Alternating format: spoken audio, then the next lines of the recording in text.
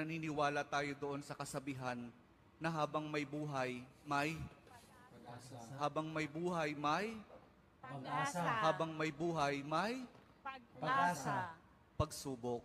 Dahil tayo katiwala ng Diyos, binibigyan din niya tayo ng iba't ibang klase ng pagsubok. Kaya po doon sa pagsubok na yon, saka pa lang natin mauunawaan na talagang ang ating buhay ay mayroong, habang may buhay mayroong, Pagsubok. habang may buhay may Pagsubok. pagbangon.